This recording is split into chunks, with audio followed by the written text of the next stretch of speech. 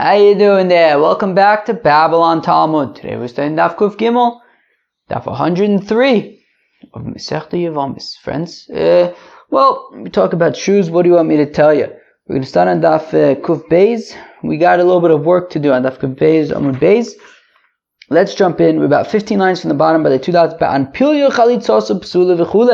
So the Mishnah had said that if you do chalitza with a sock, he's not wearing a shoe, he's wearing a sock, so it doesn't work. So that means that a sock is not considered a shoe. Vitnanami, talk also in the Mishnah, although I think it changed it to Braise. Ein atorim nichnos lo b'pagud chofis, that a fellow who's going in to do trumas, what's it called? Truma salishka, right? That's like the half shekel stuff. So when he goes to Chaparine, so he can't go do it's called Truma Salishka, right? Salishka, there you go. Truma Salishka with if he's wearing a hemmed garment, alright, Veloba anpilya, and not with a anpilya, with a sock, ve'in tzarich lomer b'minol v'sandal, certainly he cannot go in. It goes without saying that he cannot go in to do the Truma Salishka with a shoe or a sandal, because you don't go into the azara with a shoe or wearing a shoe or a sandal. So we see that we differentiate between anpilya on the one hand and minol and sandal on the other. So we see that an anpilya is not a minol or a sandal. But we have a kasha. Echad minol v'sandal anpilya lo yitayu boin, that on Yom Kippur you're not allowed to wear a minol, you're not allowed to wear a sandal, you're not allowed to wear an anpilya, which sounds like they're all basically in the same category of thing. Lo mibayis levayis, lo mimita lemita, not from house to house, not from bed to bed. So we see that an ampilya is in sort of the shoe family. So on the one hand, we're saying that it's not a shoe and you cannot use it for chalitza. On the other hand, we're saying that it's a problem to wear it on Yom Kippur. Amar Abaye de izbe ksise mushum tainug. Says Abaye, on Yom Kippur the issue is that there's like pieces of fabric in there, things that make it more comfortable, and because it's comfortable, you cannot wear it on Yom Kippur. Amalei Rava says to Abaye, 1 second, Mishum tainug below minol b'Yom Kippur mi'asire. Says Rava to Abaye, what is this, Abaye? What, you think that just because it's more pleasurable, that makes it an issue of wearing shoes on Yom Kippur? V'Rabba bar Rav Huna karich sudra akari v'nofik. But Rabbi Bar Huna would wrap some kind of cloth around his foot and go out on Yom Kippur. So meaning, even though there was more tainug that way, but it's not an issue of pleasure on Yom Kippur, right? There's Elam Rav, rather says Rav lo kasha kan b'anpilya shel or kan b'anpilya shel beged. The issue is that it's made out of hide, right? There's a distinction if it's made out of hide or if it's not made out of hide or if it's made out of something else. And therefore, the issue with the anpilya and Yom Kippur is that it's made out of hide. That's the problem. It's made out of leather, but and that's why it's a problem. But as we see with Rabbi Bar Rav Huna, you can wrap up your foot and get some kind of pleasure. That would be okay. And it also makes sense to say that there's a difference between if it's made out of leather or something else, some other fabric. Because if you don't say like this, Yom Kippurim, then we have a different question, which is that Yom Kippur seems to itself be self-contradictory. The Tanya, because we have a Braise that says, a fellow should not walk around this house on Yom Kippur wearing undershoes. Okay? But he is allowed to wear anpilin. So I don't understand. One Braise says he's not allowed to wear anpilin. The other Braise says he is allowed to wear anpilin. Elav shmamino, kan banpilya shel air, kan banpilya shel beged shmamino. So what do we see? That there's a difference between if it's made out of fabric or if it's made out of hide. If it's made out of hide, you cannot wear it on Yom Kippur. And that would be sort of like other shoes that you're not allowed to wear on Yom Kippur. If it's made out of leather. And if it's made out of other fabrics, then you are allowed to wear it on Yom Kippur. And when we say in the Mishnah that an anpilya is not considered a shoe, it's because it's a sock that's made out of other fabrics. Tanya Kavasi de Rave, we talk of a brisa supporting Rave. Chalza b'minol anifram. If you do chalitza with a shoe that is torn, shechofes rov haregel, but it's nonetheless able to cover the majority of the foot, b'sandal anifchos, or with a sandal that is broken, shemakabelas rov haregel, but nonetheless your most of your foot is able to get into it. B'sandal shel sha'am, or a sandal made out of rush, okay, b'shel siv, or a sandal made out of bast. B'kava kiteya, with a what's a kava kiteya? You have a fellow who is an amputee and he's got some kind of peg that he rests his leg on. B'muk felt, b'smichas haraglayim, or if you have somebody who's crippled and he's unable to walk and he's got some kind of, I don't know, case or something that he puts his feet in because he drags them on the ground. Uvan pilya shel or a sock of leather. V'hacholetzes min agadol, and a woman who does chalitza from, right, who removes the shoe from an adult, ben omed, ben yoshib, ben muta, whether he's standing, whether he's sitting, whether he's leaning. V'hacholetzes min asuma, and if she does chalitza from a blind person, chalitza seksher. In all of these examples, the chalitza is kosher. And we said an pilya of ore, of hide, aval b'minol anifram. But if you use a shoe that is torn, she'ein chofes rov haregel, that does not cover the majority of the foot, b'sandal anifchos she'einu mekabelas rov haregel, or a sandal that is broken and the majority of the foot cannot fit in it, uv'smichas hayodayim, or some kind of case that you put your hands in to protect them, because I guess it's somebody who's unable to walk and his hands are on the floor a lot. Uvan pilya shel beged, or with a sock made out of fabric, v'choletzes min hakoyin, or somebody does chalitza from a koyin, chalitza psula. In all of those cases, chalitza is psula. So what do we see? So we see that there's a difference between an pilya of leather, which is acceptable for chalitza, and an pilya of other fabrics, which is unacceptable, a sock of other fabrics, which is unacceptable for chalitza. That distinction is like Rave. Kavakitea mani. Now, fact the Gemara, the Brisa had said that a peg, that if you have an amputee and he has a peg to help him walk or stand, so we said that you can use that for chalitza, which means it's considered a shoe. Whose opinion is that?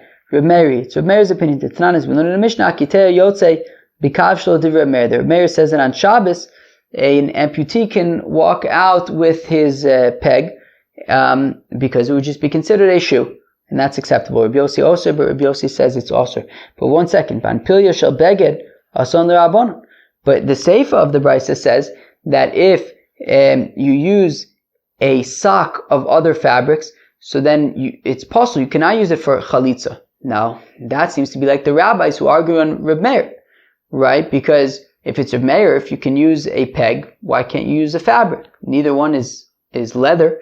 So from the fact that we say that you're not allowed to use a sock of fabrics, it sounds like that is the opinion of the rabbis. So what's the deal? The Reisha, which talks about the peg, seems to be Reb Meir, and the Seifa, which talks about a sock made of fabrics, seems to be like the rabbis. Amar Abaye mi the Sefer Rabbanan, Reisha Nami Rabbanan. So rather says Abaye, look, from the fact that the second part of the Brisa is the rabbis, where it says that you cannot use a sock made of other fabrics, so then Mimele, the Reisha, is also the rabbis. Then how do you understand why we say it's acceptable to use this peg? The Reisha b'mchupa or, it's talking about a peg that is covered in hide, and that is why you're allowed to use it. It's covered in leather. Amle Rav, says Rav Tabai, Aval ein mechupa or mai, possible. But we're saying what? Then a peg that is not covered in leather would be possible. But then one second, from the fact that we're not scared of making distinctions, right? From the fact that when it comes to an anpilya, when it comes to the sock, we make a distinction. We say, well, it depends. If it's made out of leather, you can use it for chalitza. If it's made out of other fabrics, you cannot. Well, then lifluk bedida, so then say the same thing by the peg. When do we say that you can use a peg for chalitza? If it's covered in leather, just like by the sock. But if it's not covered in leather, then you cannot use it, right? So says Abaye, if the Brisa is says Rave, asking against Abaye, if the Brisa is the opinion of the rabbis, and we're saying that in the Reisha, the reason why you can use a peg is because it's covered in leather. Well, then make that distinction, just like we make the distinction by the sock, and we say you can use it if it's leather, but if it's other fabrics, you cannot. So then say the same thing by the peg and say if it's covered in leather you can use it, if it's not covered in leather you can't. But it doesn't make that distinction. So rather, since the first part of the Mishnah is Reb Meir, where we say that you're allowed to use the peg regardless of if it's covered in leather, so in the second part of the Mishnah is also, of the Bryce is also Reb Meir, then how do you explain why you would be unable to use a sock made of other garments? What's the difference between that and a peg? So, high Megan v'high low Megan. Well, a peg is able to at least protect his body, right? It causes some form of protection, whereas a sock doesn't really protect your foot very much. And that's why your Meir would say you can use a peg, but you cannot use a sock for chalitza. Omar Meimar says Meimar, Haiman de chalitz tzarich lemedachse lekari. All right, a fellow who's doing chalitza, he's got to stick his leg, he's got to press his leg into the ground. Omalei Ravashi la Meimar says Ravashi ta Meimar, ve'atanya ben Omed ben Yoshev ben Muto. But says Ravashi ta Meimar, but the Bryce had said that you can do chalitza whether the fellow is standing, sitting, or leaning. Now, if he's leaning, mistama, he's not pressing his foot into the ground. No, I'll say that you could do it if you're leaning, but make sure though that your foot is being pressed against the ground. So we say that it's important that when you do chalitza, you're pressing your foot against the ground. If you have a fellow who walks on the up part of his foot, I don't know, his feet are upside down. Most people walk on the soles of their feet.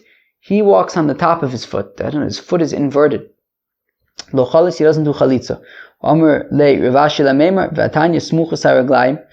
But says Ravashi Tamima, but one second, the Mishnah had said that, this Bryce had said that you could do chalitza if, instead of a regular shoe, you're using these smuchas haraglayim, this, for people who are unable to walk, and they have these foot coverings, you can use that. Lav decholos ba'iu. Is it not that the person who has this sort of foot handicap, this inverted foot, is it not that we're saying that you can do chalitza with him with his smuchas haraglayim? No, he's giving his foot covering to somebody else to use for chalitza. Omer Rav Ashi lemai dika Omer Amimar lav bar uva chalitz v'lav bar kipuf chalitz. That which Amimar says that somebody who does chalitza on the somebody who walks on the inverted feet cannot do chalitza, so then also a bar uba and a bar kipuf would not be able to do chalitza either, because these are people with these deformed feet. Alright? So the Mishnah had said that you can do chalitza from the knee and below, but not from the knee and above. So if a fellow is amputated from below the knee, so then he can do chalitza. If he's amputated above the knee, then he cannot do chalitza. But 1 second, we have a kasha. It says by shalosh regalim. It says by 3 festivals where we do a pilgrimage in Jerusalem. It says regalim feet prat le'balei kabin, to the exclusion of people who have a peg that they walk on, an amputee. So we seem to be saying that regel, and by the shalosh regalim, but also by right, it says v'chotzos it's nalo me'al raglo. It says regel, and just like by shalosh regalim, by aliyas haregel, amputees are excluded. So from the mitzvah, so also by chalitza, we'll say you cannot do chalitza with an amputee. So shiny acho. So we say no, it's different over here by chalitza. Dichsev me'al raglo. It says that she removes the shoe me'al raglo, from above, from on his foot. So not just the foot, but even that which is above the foot. So he can even be, his foot can be amputated, and that would be acceptable. So if it's okay to have an amputated leg, so then even if it's above the knee, you should still be able to do chalitza. Me'al v'lo me'al de'me'al. It says no, me'al raglo, above his foot, but not above that which is above his foot. So only up to the knee. Amr Papish Mamina Hai Istivira ad Arenochis, says Papa. So what do we see? We see that your ankle goes all the way down to the ground. Because if it enters your mind that there was a let me confirm that an istivir is an ankle. Excuse me. Yes, an istivir is an ankle. So we see that the ankle goes all the way down to the ground. Because if it enters your mind that no, the ankle does not go all the way down to the ground, but there is a bone, a joint a joint that what's the word? Makes a blocking thing that distinguishes, that differentiates, that there is a joint that separate, yes, that word. So if there is a joint that kind of separates from the foot, so then havale iu meal, then the ankle would be considered what's above the foot. Vishoka meal to meal, and like I guess your shin or something would be above that, and that would be a problem. Ravashi afilu temu mifsak pasuk called the bahade kairo kekairo dami, to which Ravashi says hak minishkin chinik. He says no, you can even say that there is a separation between the ankle and the foot, but since the ankle is on the same level as the foot, so it can be considered like the ground anyways, and the shin is considered above the foot. Let's go back to Mina akubo l'maylo. All right, so we said from the knee and above. There's a few words added here. The meme delay ikre regel. Right, so we're saying that from the knee and above, you can't do chalitza if he's amputated from the knee and above. So now that implies that from above the knee is no longer considered the regel. But Moshe Rav Kahana asks, uvishil yisa hayotzeis mibein ragleo, that the pasuk refers to a child that emerges from between the legs of the woman. So now that is above her knee, and yet we're considering it a regel. Says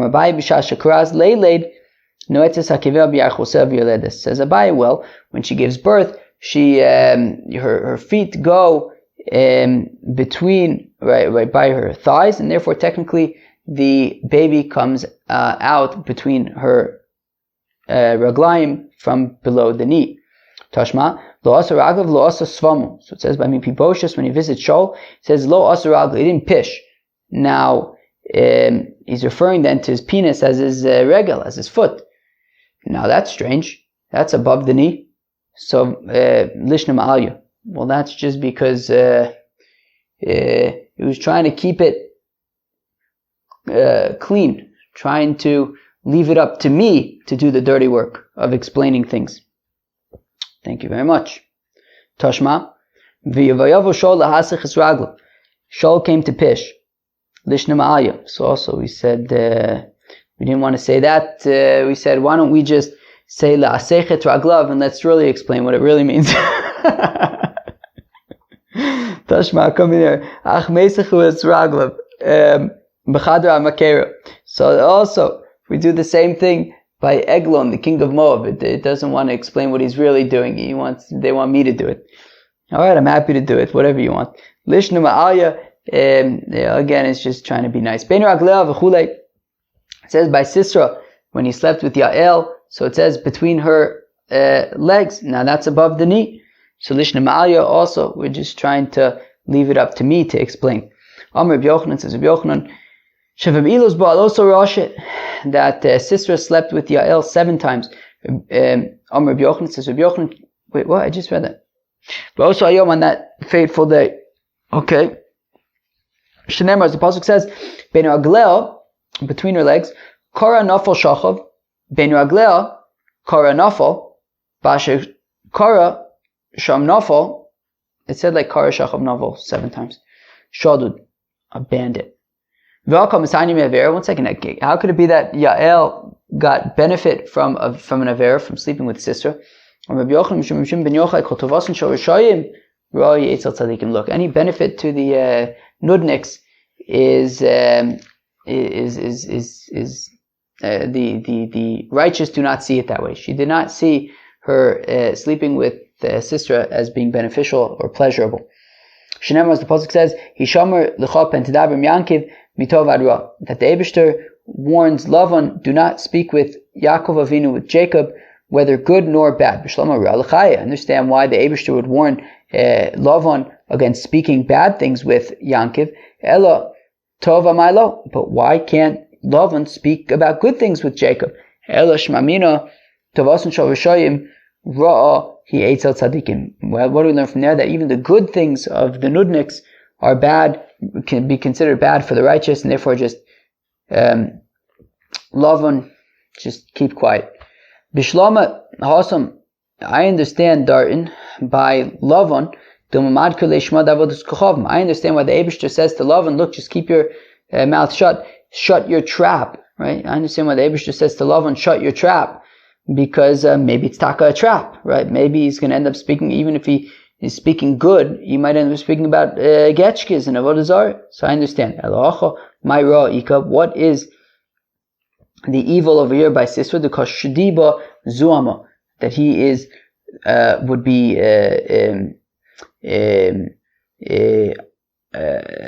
essentially ejaculating into her, placing into her, throwing into her zuama. How do you define zuama? I don't know. Uncleanliness, bad vibes. The Amr Rabbi Yochanan says, Rabbi Yochanan b'shashe ba nachash al Chava, that when the snake had intercourse with Chava. What's Chava in English? Hava? Maybe. Shaba nachash al Chava hitil bazuama. He placed in her, implanted in her bad vibes. Yisrael she'amdu al Har Sinai paskuzu amasan.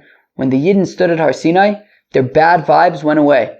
Of the Chacham shelo amdu al Har Sinai lo paskuzu amasan. But the idol worshippers, the idolaters who didn't stand at Mount Sinai, their bad vibes never went away.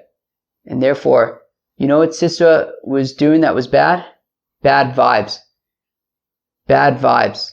And therefore, Sisera's bad vibes were not interesting to Yael. Alright, well, apparently Sisera had bad vibes. Yeah, good vibes are fun. Good vibes are fun. You guys like good vibes? Probably, right? Yeah. Let's go weiter. Oh, so the Mishnah had said that if you do chalitza with a shoe that does not, right, if the fellow does chalitza with a shoe that doesn't belong to him, that is okay. His shoe. All I know is that he's got to use his shoe. How do I know that I can use anybody? That he can use anybody's shoe? The next pasuk says na'al, which is more general. Right? Na'alo means his shoe. Na'al means any shoe. So therefore, it could just be any shoe. Then why does it say his shoe? Well, because it has to be at least a shoe that fits him. To exclude a shoe that is so big that he can't even ambulate in it. He can't even walk in it. Although I think Dennis one time said that ambulate is kind of out of vogue. Is that correct, Dennis? Ambulate is not. Let's say the cool people don't use the word ambulate. Did the cool people ever... Did the cool people ever use the word ambulate? How do you even use the word ambulate? Alright, I'm going to ambulate to the store now. When would you ever use ambulate? Alright, I'm just going to ambulate over there. I'll see you. I'm going on an ambulation. Alright, I'm just going to go outside for a quick ambulation. Let's go fight there. Nalo aroylo, prad legadol she'en bo yochel alech, that he's not able to ambulate in. Ufrad lekartin she'eno chofe rov rago, to the exclusion of it if it's so small that it doesn't even cover the majority of his foot. Ufrad lesandal mesulayim she'en lo ekev, and to the exclusion of shoes that do not have a sole. Abaye Abba Koi Kamid Rav Yosef. One time Abaye was in front of his Rebbe Rav Yosef. So Yevamos la'achlots, and a Yevamos came to do chalitza. Amalei. So Rav Yosef says to Abaye, Havle sandalek, nu, give the fellow your shoe. Yoevle sandala the smaller. So Abaye gave him his left shoe. Amalei emad amur rabbanon di'eved lechatchila min amur. So Rav Yosef says to Abaye, he says, 1 second, when the Mishnah says that you can use your left shoe, that means b'di'evid you can use your left shoe. Why are you giving the left shoe? Give me your right shoe. That's lechatchila.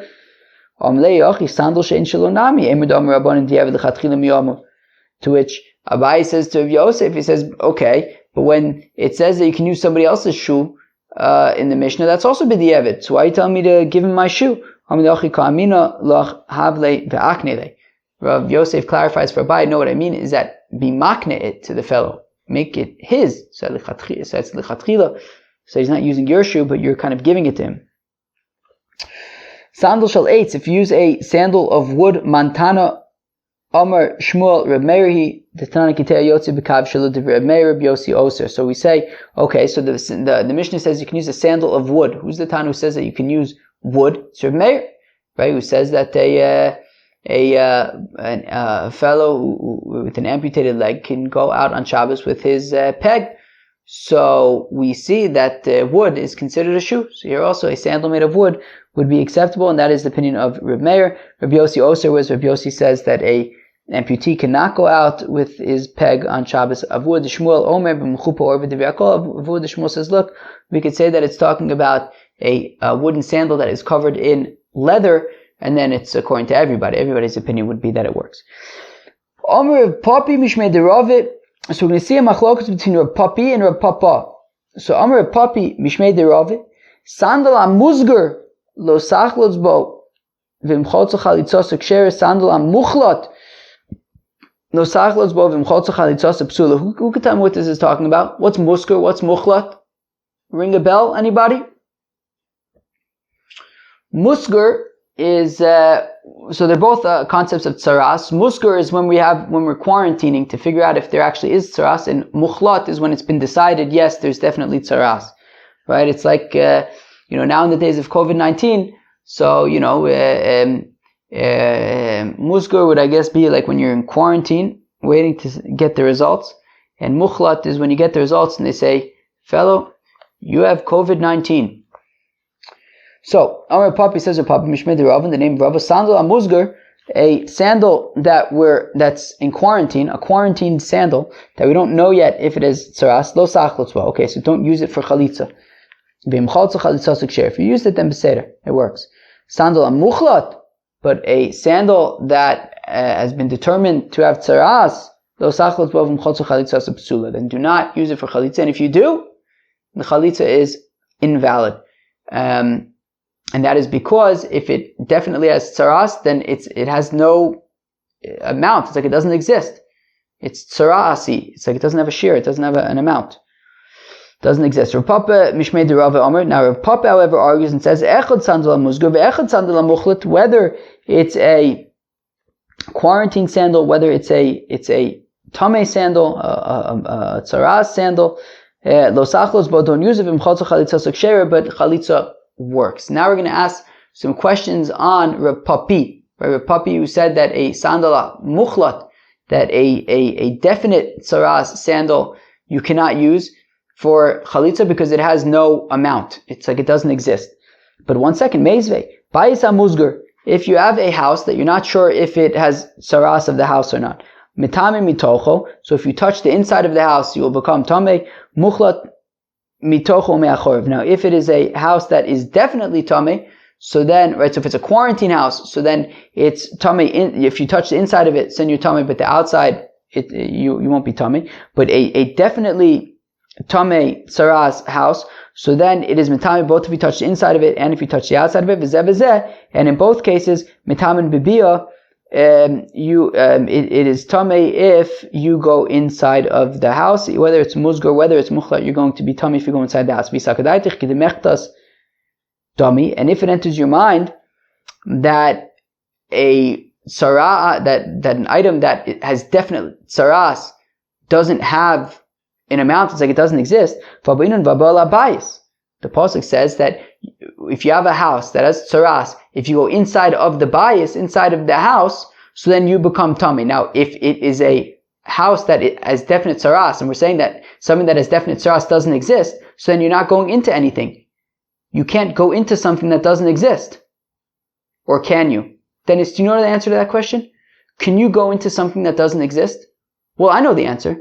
The Gemara is, I know that the Gemara is assuming that the answer is no. You can't go into something that doesn't exist. And therefore, if the pasuk says that somebody who goes into the house becomes tamei, it must mean that the house exists, which must mean that something that is definitely tamei does exist. And therefore, how could Rav Papi say that you're not allowed to use a shoe that has definite tuma?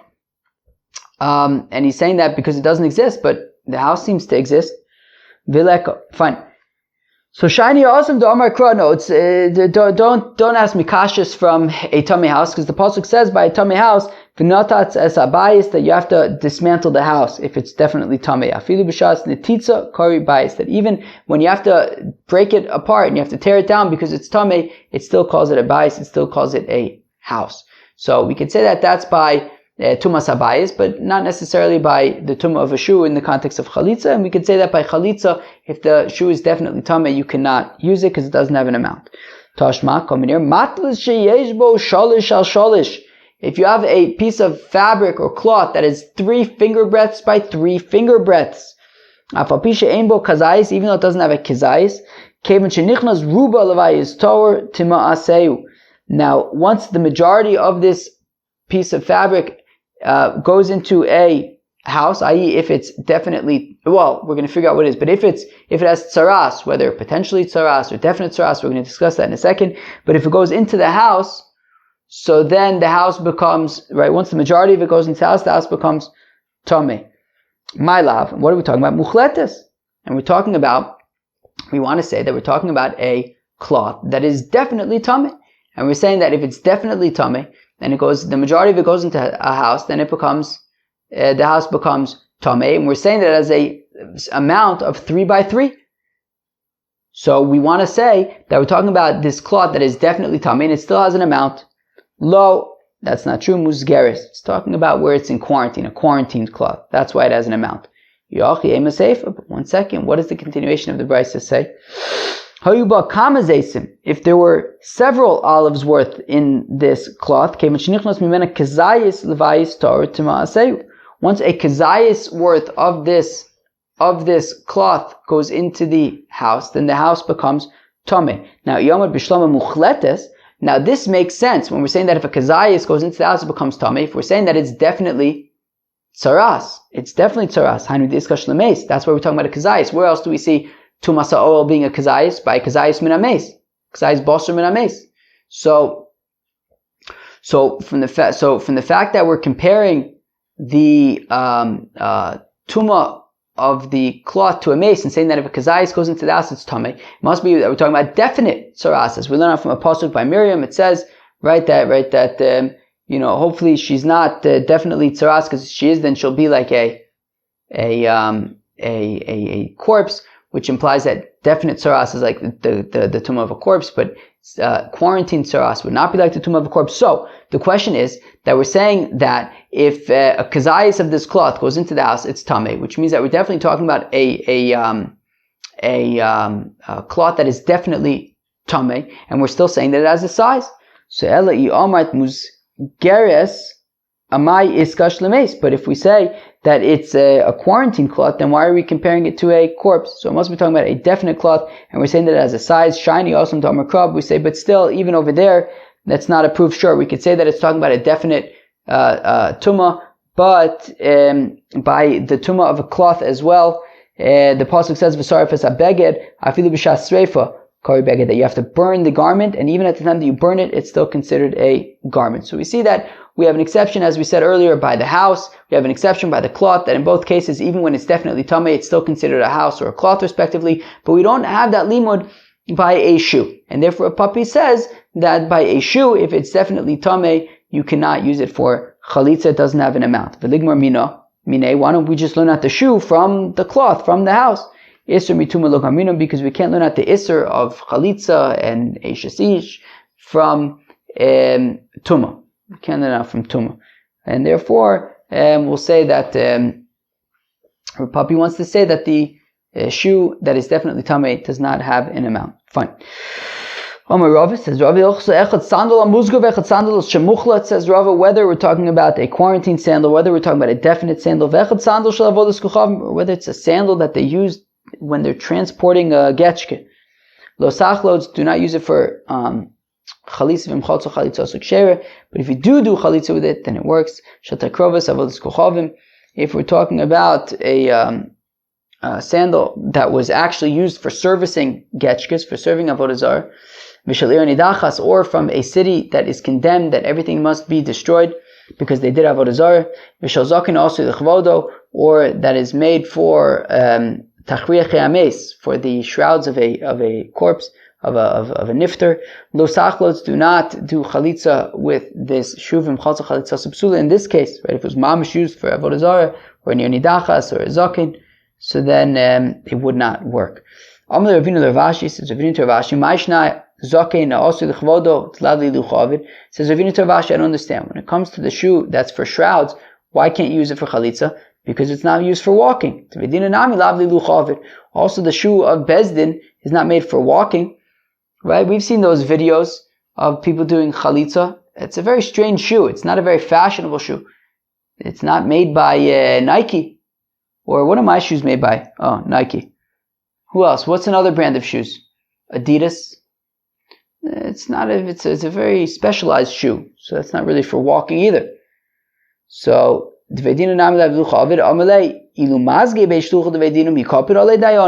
which the Gemara says, but if you were to walk in it, if the messenger of Bezdin were to walk in it, would the Bezdin necessarily get upset? And with that question, I leave you today. If the messenger of the Bezdin were to walk in the chalitza shoe, would the Bezdin be upset? That's the question. The answer is no, or the assumption is no, and that is why you can use the shoe of the Bezdin for chalitza. Well, friends, that was the Kuf Gimel of Masechta Yevamos. We talked about all sorts of different shoes. What do you want me to tell you? And chalitza, and saras. Peace out.